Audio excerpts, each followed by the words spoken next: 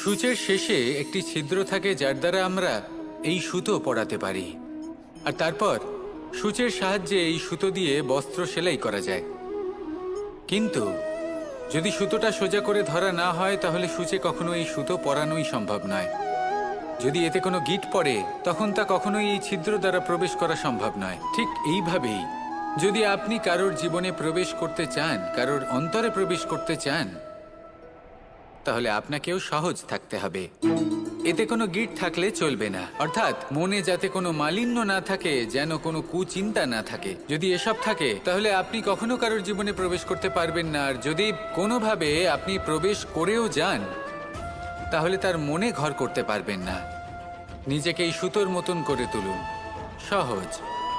মনে যেন কোনো কুচিন্তা না থাকে, সবার প্রতি যেন সদ্ভাবনা থাকে, শুভ চিন্তা থাকে। এমনটা করতে থাকুন।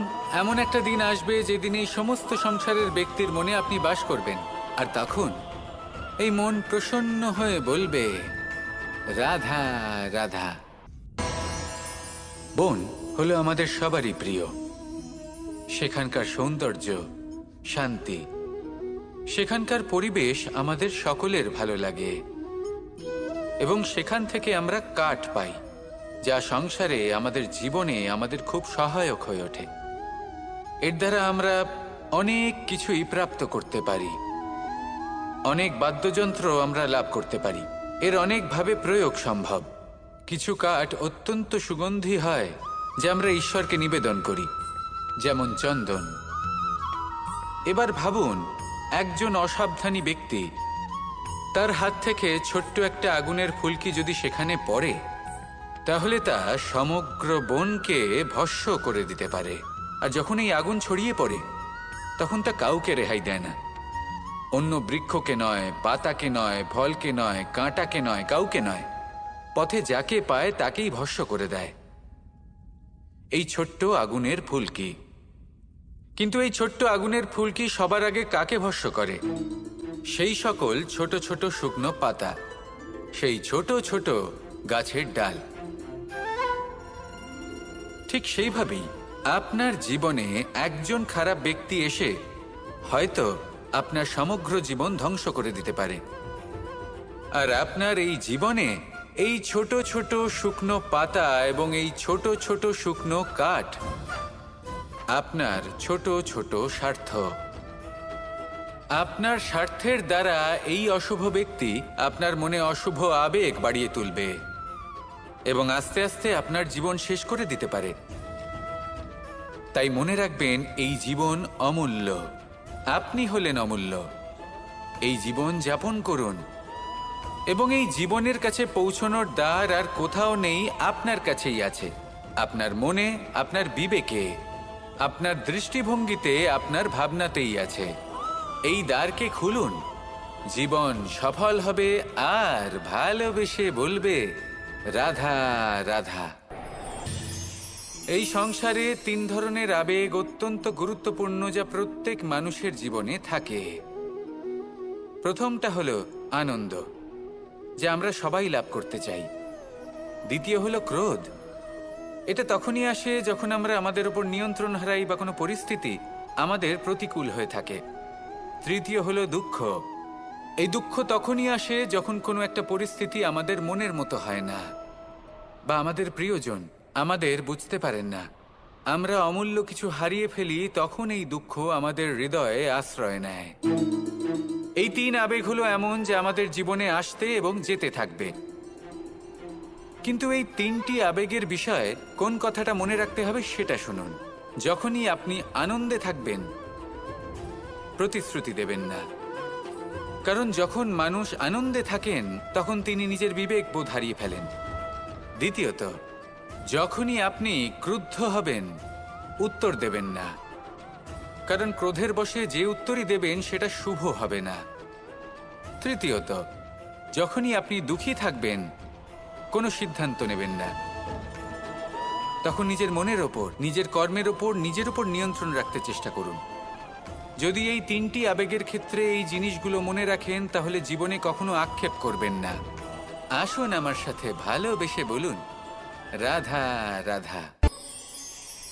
আমাদের মধ্যে বেশিরভাগ মানুষ কোনো না কোনো মহাশক্তির উপস্থিতিকে বিশ্বাস করেন।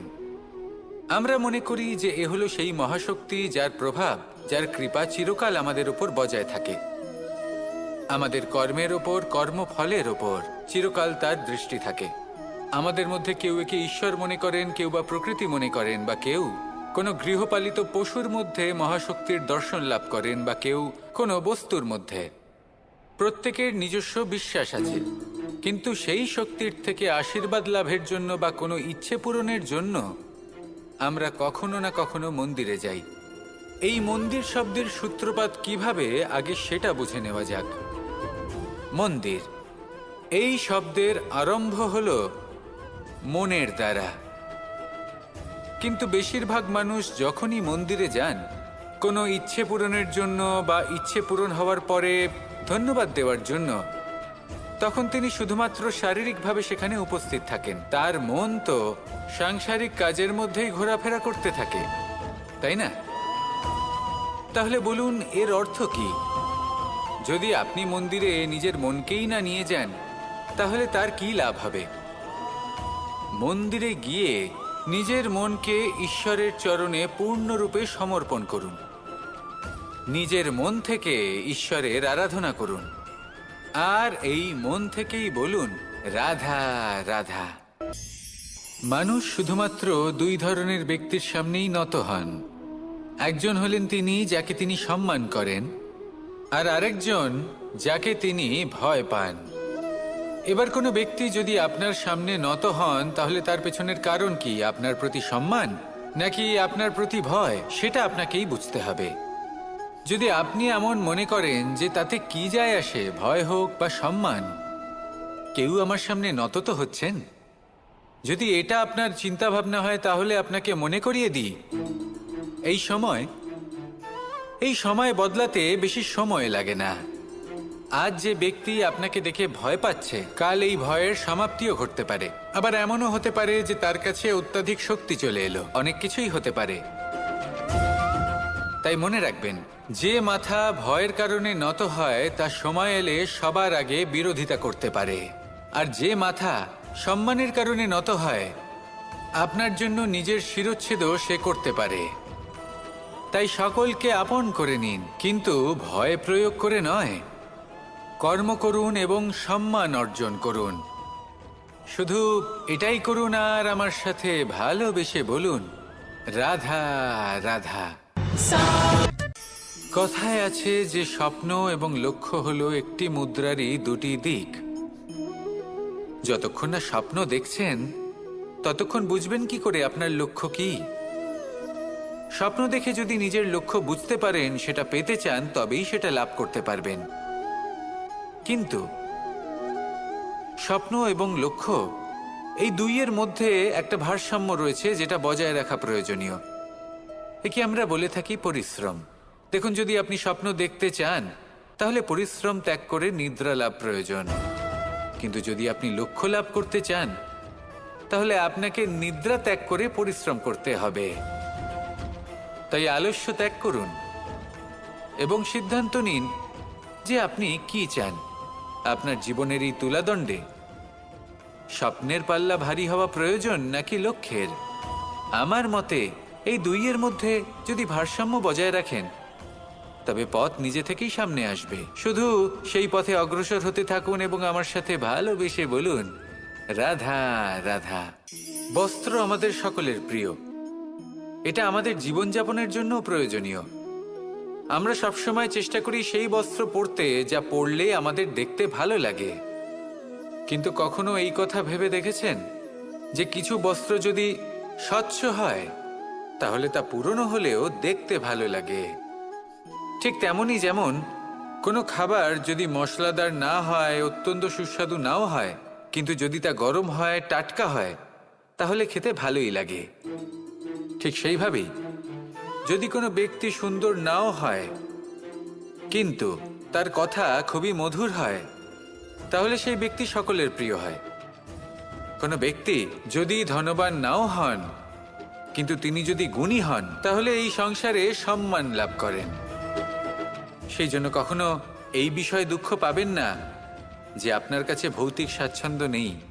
আপনার কাছে সব থেকে বড় বস্তু, সব থেকে মূল্যবান বস্তু যেটা আছে, সেটা হলো আপনার আত্মা, আপনার মন, আপনার বিচারধারা, আপনার গুণ, আপনার কথা।